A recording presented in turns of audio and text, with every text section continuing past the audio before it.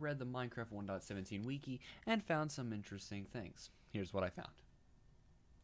The amethyst bud can only grow from budding amethyst, like this. And different from crops, so like if you think of the different stages of wheat growth, they are their own individual block instead of a block state.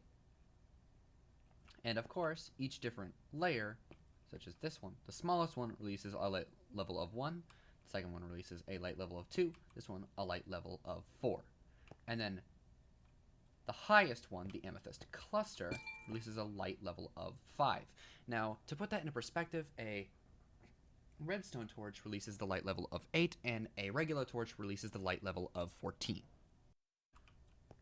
So copper blocks in their various oxidation stages are kind of annoying, especially if you want to keep it nice and shiny like this one.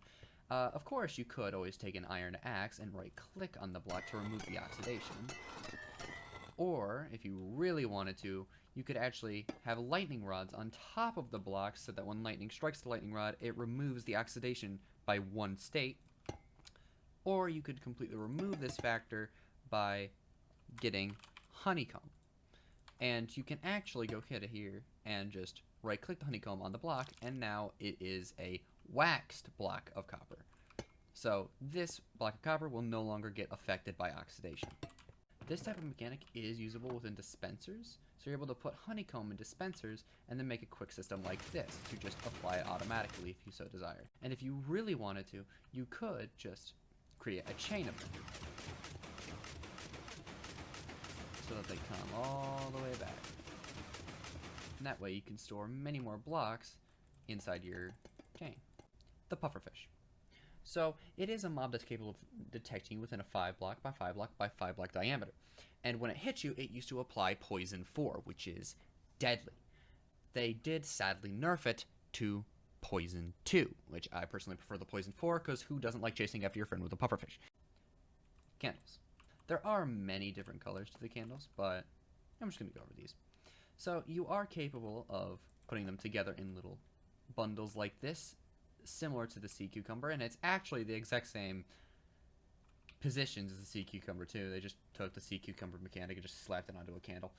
But you cannot put multiple types of candles in one pile. That'd be kind of cool. And yeah, there you go. And now the way you actually light them is you do need a flint and steel on you. So when you have a flint and steel, you just right click and they are now lit.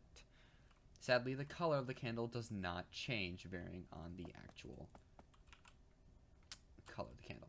Yes, I know, I'm good at English. Thank you. Deep slate. It can be mined with silk touch, of course, and it is actually interchangeable in regards to blackstone and cobblestone for making basic tools and even things like furnaces. Regular ore and deep slate ore. Regular ore can be mined moderately quickly, but deep slate ore does take twice as long to mine. Something that was already in Bedrock, to my knowledge, and that is now in Java, is the light block. It's essentially a barrier block, but of course you can pass through it as you wish, and it just emits light. You can only see it when holding a light block, and if you let it go, you can no longer see the outline, and eventually that will disappear. By default, it does release a light level of 15. Powdered snow.